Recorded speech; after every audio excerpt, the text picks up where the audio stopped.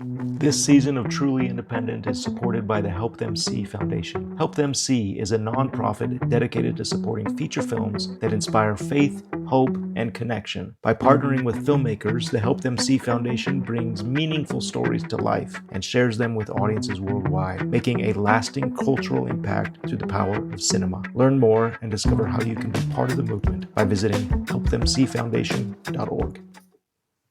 Welcome to Season 3 of Truly Independent. I'm Garrett Batty alongside my co-host Darren Smith. Each week, we'll go in-depth with guests, industry experts, and we'll even share our own experiences, all with the goal of demystifying the independent film process. This season, it's all about the script, from the first spark of an idea to a polished final draft, breaking it down for scheduling, budgeting, and ultimately shooting. We'll walk through every step it takes to get from page to production. Welcome to Truly Independent. Welcome to another episode of Truly Independent. Darren, I think this is episode, I lost count, but this is, I think, episode 2002. That's amazing. I think we're in the 80s, but we're close. You were very close. Well, I'm a long-time listener, first-time caller. It's a valid With guess. us, Darren, nice to see you. With us is a guest, a dear friend and fellow filmmaker. We've known this individual for years. Welcome to the show, Rob York. Thank you for having me. Cue sound effects of applause. Yeah, calm down, audience. It's Rob York. Rob, thanks for joining us, man. Yeah. I'm excited. Thanks for being here for our 2000th episode. Dude, it's an honor. It is an honor. I've been waiting for this episode for a long time. A very long time. Amazing. Good. I am excited to talk to you as both as a friend and just as a filmmaker. You've done some incredible films and continue to amaze. And you just had another film premiere at Zion's. I don't know, Rob, was that your premiere? It was the regional premiere, is what I'm calling it. Nice. It's fun. We have you words kind of have for to come up with everything. different premiere names because different festivals want world premiere. Mm-hmm. And if you say, yeah, we already had a world premiere, sometimes that disqualifies you from. So I love it. Regional premiere, and that way you can have multiple premieres. Yeah, we're having our Texas premiere next month, so I'm pretty excited about that. Is it going to be in Texas? I'm just curious. Yeah, it's playing at Houston World Fest, the 59th edition of it, which I'm pretty excited about. I didn't even know since we weren't a premiere, I thought I wasn't going to be able to screen anyway. We were excited. I was like, oh, we can get a Remy Award probably. And then I got an email last week, and they're like, hey, we want to screen it. And I was excited about that. Sorry, I don't know what I'm talking about. Just continue. No, I love it. That's exactly what I want to get into. Just edit that part out. That right in. But that's the preview. That's what we're going to end up talking about. nice. Darren, Real quick, though, Rob, if you boosted the volume on your mic, maybe turn it back just a click or two, because when you're really close and a little loud, it sounds like it's clipping out. Okay. Yeah. I'm looking at it. It doesn't look like it's clipping. Nice. Sweet. Thank you. that better? Yeah. That's Darren, the sound mixer, who's Sorry, actually I had to do it. very, very skilled at that. Michael, you got to do some editing today. Okay, Rob, so you're like most of us that I meet here in Utah in indie film. You're a multi-hyphenate. So you started, if I've got my chronology right, and if IMDb isn't lying to me, you've been an editor, you've been on set, you've been a producer, you've been a writer and director. So maybe walk us through like how you started in the industry and what got you to the point where now you're really, it seems like writer, director, producer is kind of where your focus is, right? Yeah, it was, I guess I got started because I was just having fun making videos, making movies with my buddies. Back in college, I was studying advertising, and I had a friend who got into the film school at BYU, and I was like, that's so cool. And I never thought of filmmaking being like an actual career path in any way. It was just something fun I did. And so I just started helping him on little projects and just got in it that way and never stopped since then. Never got a job in advertising, but been doing film since then. Nice. And the way that I got into editing was my bread and butter. That's what I started in, was editing. And basically, I think it's probably twofold. One is I just liked making stuff, so when the opportunity would pop up, I would jump at it because it was fun. And the other was because I was trying to get hired and no one would hire me because I didn't have anything under my belt. And then I would end up just directing another film, and that just kept happening. So that's how where I'm at right now. Nice. Yeah, it's an interesting process, and at some point now you're not looking for those calls. Maybe you are. I don't know. But Oh, dude, I'll do anything. I just love being on set, right? Like, it's so fun to do anything film related. So I guess, yeah, I haven't ever pigeonholed myself into one thing because it's all fun. And I don't know, just have a good time with it. So Rob, it seems like a lot of our audience is like looking to do that first feature or go through that whole concept to completion and distribution. And it looks like you did that first. At least you came onto my radar as far as a director with Magellan with your first. Yes, I the don't know if that's lowest throwback. budget sci-fi film of all time. Yeah, which you wouldn't know it from looking at the movie because you did so well, and the movie is so well done. That is nice of you. Appreciate that. No, I mean that I think that movie hinges a lot on our actor's performance. That's if you get a guy who is really good at what he does, he can pull you through a whole movie no matter how low budget it is. So you're giving a lot of credit to your actor, which is great, which is very gracious of you. But an actor's going to show up, and an actor's going to show up though, and you still have to like produce this movie. So how did you get from okay, I'm going to do this my short, or keep doing little projects, or I like editing, to no, I'm going to put money together, put resources together, put time and energy together to do a feature. So at the time I was working on let's see, what movie was it? It was Aerostorm's Mythica. I've been editing those, the first two films for their Mythica series. And I literally just happened to be in the right place at the right time. Jason Fowler walked in. So we're wanting to do a little YouTube series to kind of test like the online space. This was like 15 years ago. And so we've got a little bit of money. Would you be interested in this? And I was like, yes, let's do it. Again, if the opportunity is there, just jump on it because it may not be there tomorrow. And I was like, sure, yeah, let's do it. And we talked, and our budget for that movie, for the series, was $20,000. That was our all-in budget. And so we wrote it it was originally supposed to be, I believe it was 8 parts. It might have been 9-part, like little mini webisodes. But really, I was like, in the back of my mind, I'm just going to write this as a movie and just chop it up. And I'll make sure that it's structured in a way so that the end of each segment has a little bit of a cliffhanger. So you want to see what happens next, but it's still just one movie. And yeah, so we naively dove into that. And my justification for working on such a small budget was, well, this is my film school since I'd never gone to film school. So this will be my film school where I learned the process from start to finish of working on like a full feature. I'd done a couple little shorts and things, but nothing with any sort of a budget at all. Yeah, so that's how it started. And then by the time we were done, we showed it at it, and Jason and Kynan were all excited because they're like, actually, this is good enough. We could just sell it as a movie. Let's just do it as a movie.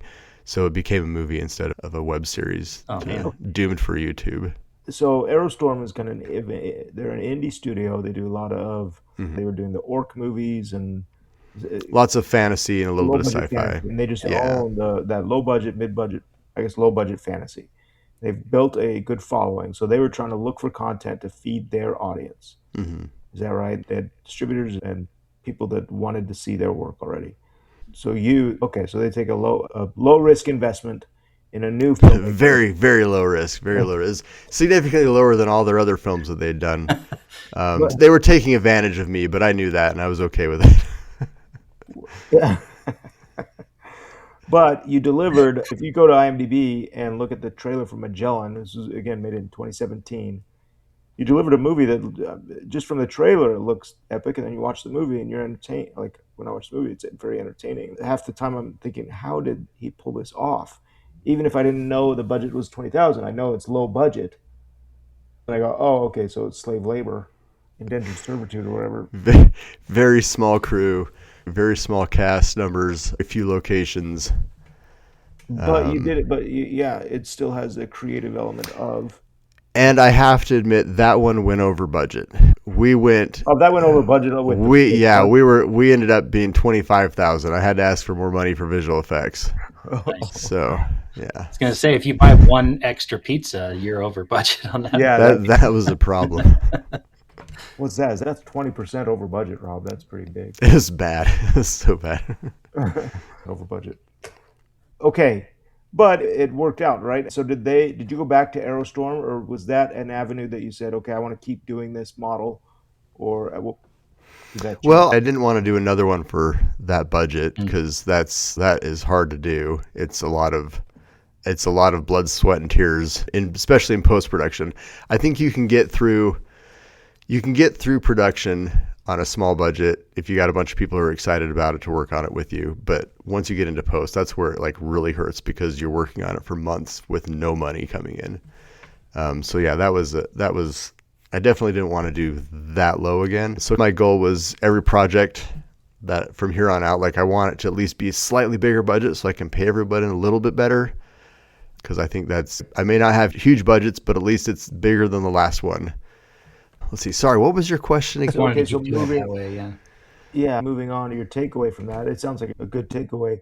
Do you have any ownership in that, or was there an opportunity to say, I'll do it for this low, but there needs to be some sort of equity ownership? Not equity ownership, but I had my part of my deal as the director and editor and everything post was like I just had a percentage that I'd be paid for whatever came in as profit. So I guess it is equity, but not in the traditional sense. But it got released, and again, this was 14 years ago, but it got released, put on Amazon, somehow became the number 3 most streamed film on Amazon for a while. It did really well for, especially percentage-wise, considering the budget that we had.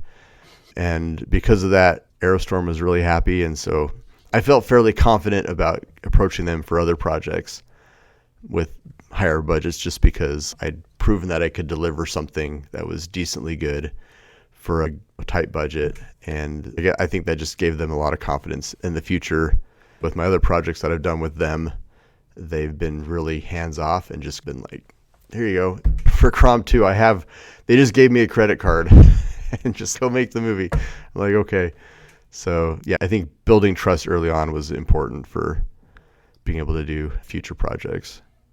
So you did Crom, the Curse of Crom, right, back in 2022, which again probably solidified their faith in you or their trust in you because that movie, was that through Aerostorm as well? That one was through Aerostorm. So I guess to back up a little bit, so after Magellan, the next thing I did was a short film called Rustlers, which is a neo-Western. And that was done as a pitch to do a feature film, which is an awesome script. And if you have any interest, I could show you the script because I love it. I love it. And I've worked so hard on that script. About the time we were getting some momentum going on that, we at one point we had, and I'm only saying this because it's not going to happen obviously anymore, but at one point we had Bruce Willis's team looking at that script. And then COVID hit, boom, nothing is going on. That everything just fell apart with that. And then I had some buddies who were like, hey, we want to get together and just make a low budget monster movie. So they approached me and pitched me on the idea, and I threw out, what about a movie about and we were walking and just talking, and the first thing that popped in my head, well, let's make a movie about a girl who is out hiking and she meets a bunch of campers or hunters who've been like attacked by a monster, and then she has to like fight the monster. And he's, oh, that sounds cool. And so we wrote a script, took about 2 weeks, finished the script, gave it to them. They greenlit it. And we started work on another super low budget monster movie, currently titled Tiger. It is in post-production hell, as it were, and has been sitting there since then, hoping that it's going to get done pretty soon because they just have audio. That's all that's left is the sound mix now. So I'm like, maybe that'll get done. In the meantime, the original plan was they wanted to make a couple of those movies every year. Let's make 1 or 2 of these super low budget. We'll just take a week off, film this thing, get it done. And I was like, if I write the next script, they'll probably pick it and do it because I know that they're a little bit slower at writing scripts than I am. And so we came up with this concept for Curse of Crom, which was supposed to go to them. It was supposed to be a super low budget film. And when it came time to pitch it, they're like, actually, the first one's not done. We don't have any money for this right now, so we just won't be able to do it. So we just sat on that script forever for about a year and a half. And then I just had the idea, I should take this to Aerostorm It's not what they typically do. Why not? So I went and pitched to Aerostorm, and that's how it literally the pitch meeting was, okay, what do you got? How can we market this? All right, let's do it. And I'm like, okay. And then they're like, what's the budget? And I just picked a number because I didn't know how much it was going to cost. But I knew I needed more than what I originally had. 25. Yeah, more than 25, which I think that was what it was originally supposed to be. It was 20 when I'd come up with the concept for it. But I'm like, if I don't have to do it for 25, then let's not do it for 25. So I picked a much higher budget, just threw that out there, and they're like, but it's still within reason of what they do. It wasn't going to be $1 million movie or more for sure. But then they greenlit that, and we started production on that film. Maybe it's diversion here, but like, I've never done that movie. I've never done the 25, 50, 100, 200K. Like, my lowest budget movie I ever worked on was 750, which I think ended at like 850. So holy crap! I would not know what to do with all that money. So like I think 40 movies. That's like 40 Rob York movies, Darren. you need to stop doing public math, Garrett. What does that look like? How many days? What's the crew makeup? How are you writing to that budget, et cetera? Like, can we take a few minutes on this? Because I think some people probably have ideas that could be done for that budget, but they don't actually know what it looks like. And I've never done it coming from that other side of bigger budgets. I'm like, it might be actually really fun to go do a $50,000 movie, but I have no idea what that even looks like. The first thing is you have to realize that post is going to be the worst because you're going to do a lot of the stuff yourself. Like that's the first thing is if you're going to make a movie for under 100K, probably under 200K, you just got to remember that you're going to be wearing a lot of hats. And so is anyone else that's going to be helping you on the film. The second thing is you have to have people who really like working with you and who are really good at their job.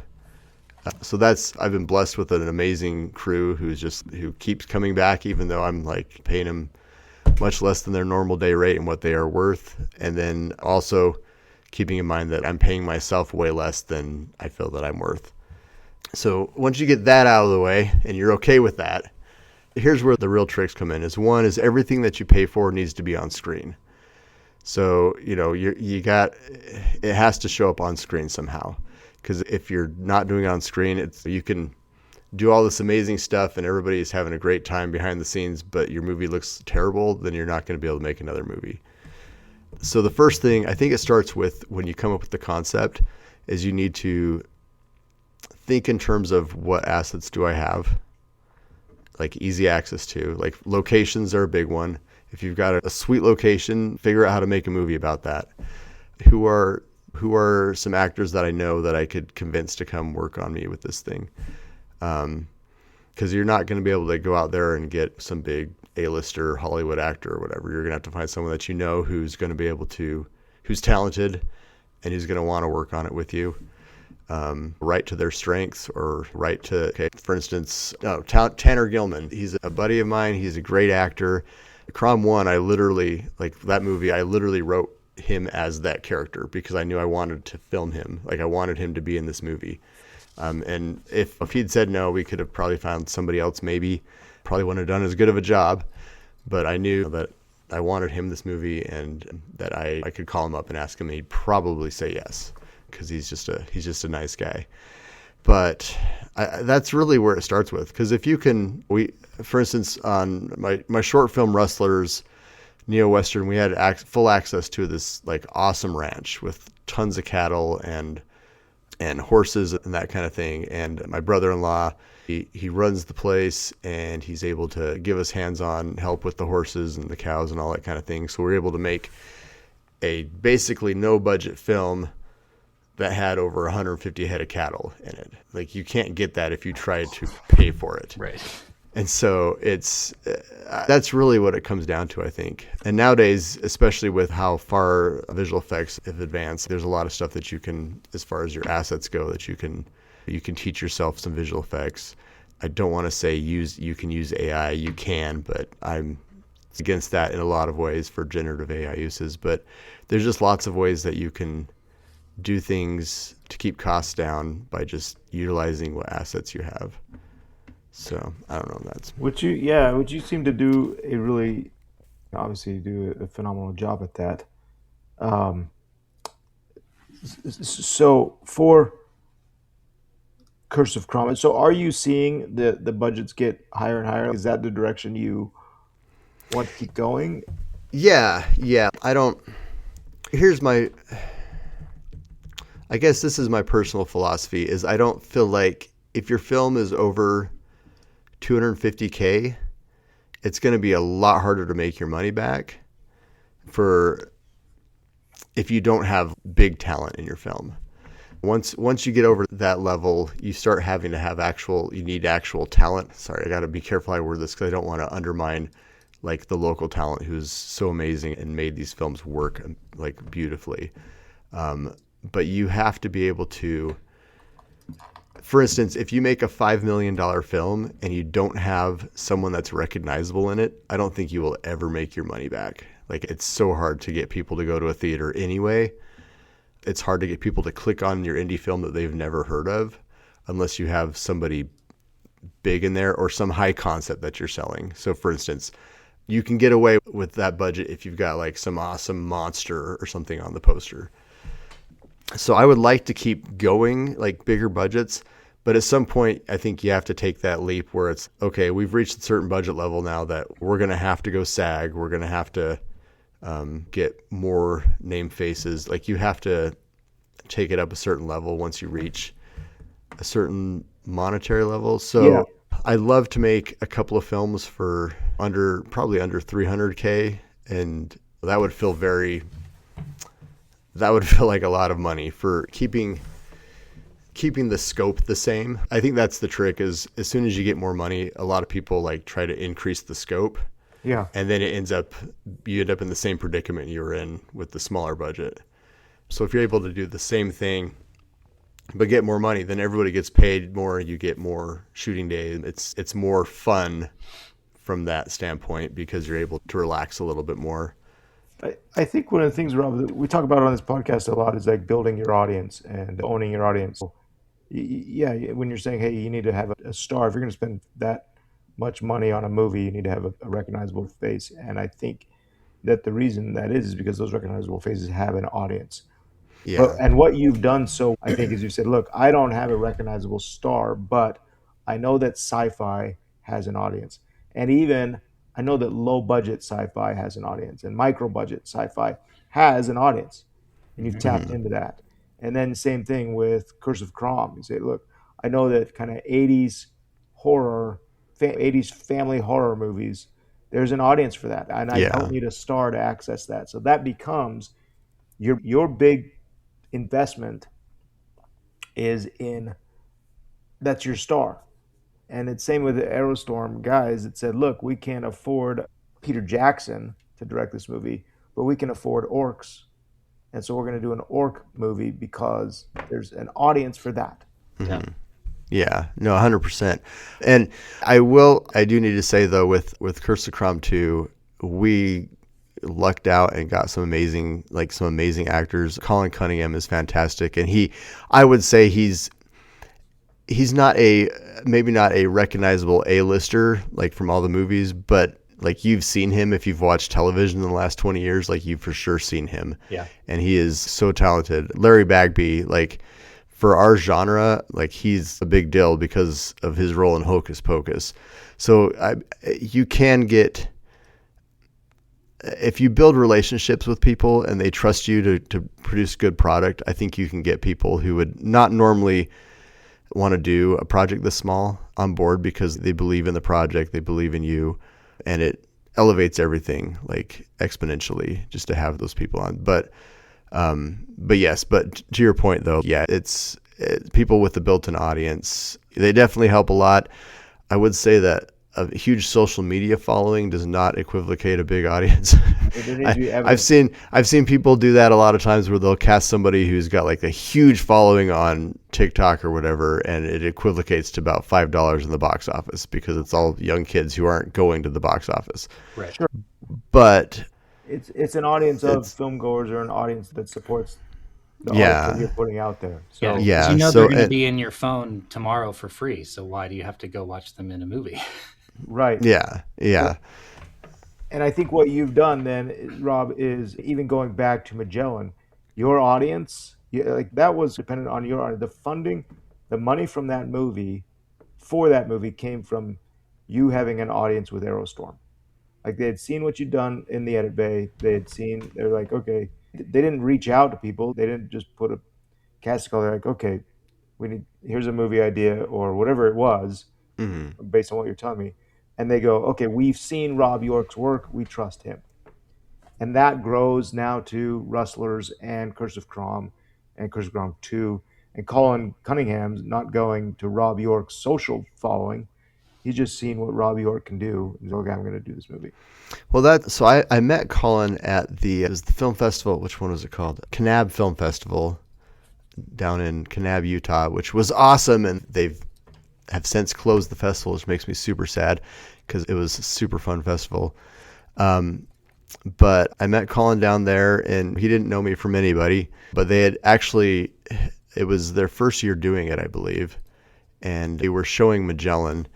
And Colin happened to walk in to watch that one. And after it was over, he raised his hand. He's like, "Hey, so I thought that was amazing. You did an awesome job, and just want to let you know that if you need me for anything, like I'm there." Like, so that little project that was, a very small project led to bigger things because it showed that it created an audience with Colin where he was able to see what we could do and create some trust there because he's okay. I know you're not going to make a terrible product. What That I are have you to put my doing face on on. set? I know your budgets are low. What are you doing on set that instills that in your actors? Because Brandon Ray Olive was in Magellan and then in Rustlers. And when I cast him in Out of Liberty, I think you referred me to him, and he was immediately going, "Hey, man, if Rob York says, I'll do whatever Rob tells me to do." And and these are professional; these are legitimate actors working in very low budget movies. So, what are you doing on set that so effectively instills that loyalty or whatever in your actors? Dude, that's a good question. I try to be nice. I don't like I don't know what it would be other than like I cast people that I feel like I can have full confidence in that they're just going to carry their role. Like it's not going to be something I need to worry about that I have to like work with them to get through the lines or whatever. And I also love to let them kind of riff on stuff. Just like I'm totally okay if they go off script. Yeah.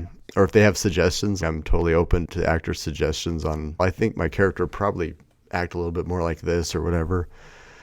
So Sounds I like think you're very maybe collaborative. so it's probably a cross between the collaboration and then just the previous projects being decent enough that they feel like the end product's going to be good for them. But dude, Yeah. they've just been really nice to me. I really appreciate it. It's probably reciprocated because it's fun to see even at festivals when you're playing your films, the actors show up and they're all very supportive of the project and they're proud of it. It seems like you guys have a fun time making these and then getting them out there. Rob, for Curse of Crom 2, speaking of resources, you showcased Ireland. Tell me what it was like. How do you put together an independent film and go shoot in Ireland on a low budget? It's amazing. So yes, it was amazing. And that was a tough decision because I wanted to go film in Ireland because it's Ireland. It's going to look amazing. And the movie revolves around this Irish legend. But it's expensive to go film overseas, right? Okay, let me pull that back a little bit. It's also cheaper to go film overseas in a lot of ways, It's a trade-off. but Yeah. it is a trade-off. But when you have a really small budget and most everything is happening in your hometown, to be like, oh, and by the way, we're going to go spend 5 days and film in Ireland. That's a huge sudden extra addition of cost. And there was a lot of times where I was like, you know what, we could probably just fake everything here and not put in some stock footage of Ireland and then fake all the scenes because, we can find places that sort of look like Europe or whatever and it'll be fine. And it probably could have done that and it would have been fine. But I was just like, this might have just been my own vanity. I was like, no, we got to make it look good. It has to be Ireland. So what we ended up doing with that to make it work with our budget and it was probably the biggest single chunk of the entire production budget was this. Oh, this is our chunk for filming in Ireland. Wow. But we had to make sure that only the absolute bare essential cast and crew were there. So part of it was in the story. We made sure that it wasn't all the characters that were going to Ireland. It was just a few of them. And also we had to be very, sorry, I just, Darren disappeared and they distracted me. Oh, there he is. He's back. Darren's back. It made a big sound effect too. It was like, and I was like, what the? Yeah. Jeez. So you're talking about just taking the essential cast and crew to Ireland. Yeah. So was like a script decision. Hey, yeah, script we're going to eliminate. I won't say kill off because I don't want to spoil anything. We don't actually kill off anybody, so that was. Now there's a spoiler. That's not 100% true, but not even real anymore. So basically, what it came down to was it was me as the director, my brother as the DP, and then we had our makeup / wardrobe girl, and she also doubled as our sound person, and that was our entire crew in Ireland. And then we had our 3 leads. So we had Colin and we had Tanner and Monica with us. And basically and I don't know how deep you want me to get on this because I can go off on this forever because it was fun. But basically we're like, okay, so first off, we need to stay at an Airbnb where we can film there. Because then we can get all our footage at the place we're staying. So our lodging and our location becomes one fee. So that's the first step, which we found this amazing, like old 300-year-old barn that had been converted into an Airbnb, and it was fantastic. And so we just reached out through the Airbnb email. Hey, can we film there? Like, oh yeah, totally. People in Ireland are very, very nice. Like they are very, very nice people. And so that took care of a big chunk of our locations. We got onto Google Earth and just drove around Ireland virtually and found a couple of cool spots that were like, oh, this would be cool to film there. Oh, this would be cool to film there. And this is all still during the pre-production stage. Yeah. So we settled on a place that we really liked, and which that ended up not working out because apparently the government in Ireland is opposed to you filming in ancient historical sites with the monster because they don't want to they don't want to. They already have enough going on with the Loch Ness thing. That's Scotland, but yes. Oh yeah, they want people to be confused like me. But anyway, so we had to find a secondary place, and we found this field that had these cool caves above it, and it was like, okay, it looks like Ireland, and we could make the story work there. We did have to go through a location fixer because we wanted to make sure we got permitting for when we went to specific locations. But permitting in Ireland is not that expensive. And most of the locations that we ended up filming at were actually, like, it was private property. So I think the fee was like, the fixer went and paid them $250 to film on their land. Talk to the owners, yeah.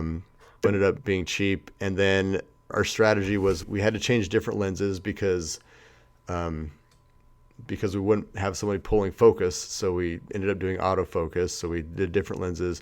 We also got wider lenses because we're like, well, we're in Ireland. We got to utilize Ireland. So let's show as much Ireland as we possibly can. Just basically making it so that it was worth every single penny that we were there, because otherwise there's no point in going. If we go to Ireland and everything's just tight, shallow depth of field and you don't see anything, what's the point? Yeah. Again, that's your star, right? You don't have a name, talent. You've got Ireland. And so you spent your money where you put all your money on the screen. It was great. You're watching this little independent film going, okay, this is fun, 80s throwback, and then suddenly the script goes, and the rest of the story takes place in Ireland or something, or there's a character that mentions that, and this originated in Ireland, and you think, okay, how is he going to pull this off? And suddenly you're in Ireland. You're on an airplane. You shared that there's a scene in the script where your characters, there's dialogue in an airplane. And I'm like, okay, this could be an airplane set, but to talk about that. So we strategically bought our seats so that Colin and so everyone had a window seat, and then me and Elliot were in the middle so that we could just pick up Elliot's our camera. Elliot's my DP, yes. So we could pick up a camera and point it at the guys sitting in the other seats and just film. So we were able to get stole some awesome shots on an airplane. We won't ask you what flight you were on or what airline. Dude, it was, it was Delta Airlines, and they're gracious. You have to, it's a public space. Travel bloggers do it all the time and nobody cares. So I'm like, we're not taking up any more space. We're not doing anything different. And we didn't, we stayed out of the receptionist, or not the receptionist, what are they called? The attendants, the stewardesses' ways, and made sure that we weren't bothering anybody and didn't get anybody in the shot who wasn't our actors. And we were avoiding any logos or anything like that. But It was impressive. held the camera. Cake. I love it. Like real guerrilla, indie, truly independent. And you pulled it off, because there wasn't a moment that like pulled me out of it. Oh, this is okay. They just jumped the shark as far as the independent low budget did. No, they just elevated everything. It was so great. Very cleverly produced. So it's fun for me to think that you're watching it on screen. The actors fly to Ireland, like it's the characters flying to Ireland. So it's, I don't know, it's cool to me. Awesome. Okay. And then now, streaming wise, that's out now. Your films are watchable on Amazon, or where? How do we... So yeah, the first Curse of Crom is available on Peacock and Amazon and Tubi. I'd watch it on Tubi because it's free, unless you've got subscription to the other ones. And those are deals set up through Airstream. Like Airstream distributes those out there. No, so we actually went through Candlelight for the domestic distribution. Oh, nice. And then a company called Premier Entertainment for international for the first movie. The second movie will be done. I think it's going to probably be streaming in end of August this year. And then Prestige Entertainment is going to be doing international for that. I don't know. It's very early in the process with Prestige, so I don't know where it'll be streaming internationally. But we did get a theatrical deal in Afghanistan, which is pretty cool. Apparently there's 3 theaters in Afghanistan, and this guy is going to show it in theaters there. You could be the number one. Awesome. Curse of Crom could be the number one movie in Afghanistan. I'm pumped about it. That's awesome. Good experience with Premiere? Blink twice if no, that way we don't try. Well, no, it's been a good experience so far. I'm not sure. It's because because they didn't have world rights, they're having to sell to individual territories, which makes it a little bit more difficult. But I don't know. We'll see how it goes. We were able to get a great MG with them, which sealed the deal, where I was like, if we don't make any money past the MG, I'm okay with it. So we'll see how that eventually turns out. But we're excited to work with Prestige for the second movie. They're a brand new company, and they're just I feel like they're really going to hustle is what they're going to be doing with it. So we'll see how that goes, and I'll let you know. Okay, if you want my other podcast on how I feel about distributors or sales agents, it's at IHateSalesAgents.com. Dude, distributors and sales agents, their hearts. No, I'm very grateful for those that do take care of us as independent filmmakers. Not all of them do. Yeah. Good. Sorry, Darren, I took a turn for the worse on that last comment, but All good, man. We can always cut. I'm just like, we're calling out names here. Okay, no, this well, is I a don't new call turn. it names. I've got deals with everyone that you've mentioned. I've got films with. Oh, nice. That's awesome. So they're on the I Love Sales Agents. yeah, it's my first podcast. Yeah, my first podcast. Yeah, is gowiththesalesagent.com. Good. Well, Rob, this is awesome, man, and it's just inspiring to see how you're doing it. You keep making more movies. They keep doing really well. I think they've beaten out our movies in festivals as far as first place and audience choice and stuff in the past. So I haven't got an audience choice yet. Oh, there you but go. Okay, that's all right. I think you beat us out the year we had the Carpenter there. But it's awesome. Like the fact that you're putting out movies that people like, that you keep doing it. That's the goal for everybody, I think. And it's really great to be able to talk with someone who's doing it at the level you're doing. And we appreciate you sharing, all the details, because that's the stuff I think our audience really loves, is like, okay, well, if Darren and Garrett can do it, I could do it. If Rob can do it, I can do it. Like, it's just opening up the permission for people to go and make the movie they want to make. Yeah. And it's, there's really no reason you can't go make a film. And if you have no money, but you have access to a camera, why not base a film around what you have access to, and you can make it good. The problems come when you're your imagination is huge and you don't have the budget to match that. I'm sure that at some point AI is going to change that for a lot of people. But in the end, story is king. So you got to make sure that whatever you're filming, that you have a good story behind it. And I think that's focus on that. And then whatever your budget is, make it work. Awesome. Well, it's been fantastic. For any listeners that haven't yet seen Rob's films, go check those out. Curse of Crom and Rustlers and Magellan. And Rob, I know you're also a villager in The Christmas Dragon. I am a villager in The Christmas Dragon. So is my son. And it's it's fun. I like going on set with my kids. It's fun. Good. Thanks, man. It's so good to chat with you. And we need to do one of our Go Films lunch get-togethers one of these days. Let's do it. Some more holy taco. All right. Awesome. Sounds good. Thanks, man. All right. We'll see you guys later. Thanks so much. This season of Truly Independent is supported by the Help Them See Foundation. Help Them See is a nonprofit dedicated to supporting feature films that inspire faith, hope, and connection. By partnering with filmmakers, the Help Them See Foundation brings meaningful stories to life and shares them with audiences worldwide, making a lasting cultural impact through the power of cinema. Learn more and discover how you can be part of the movement by visiting helpthemseefoundation.org. Thanks for joining us. If you are enjoying Truly Independent, please share and subscribe so you don't miss the rest of the journey. Today's episode was edited by Michael Bradford and produced by 3 Coin Productions.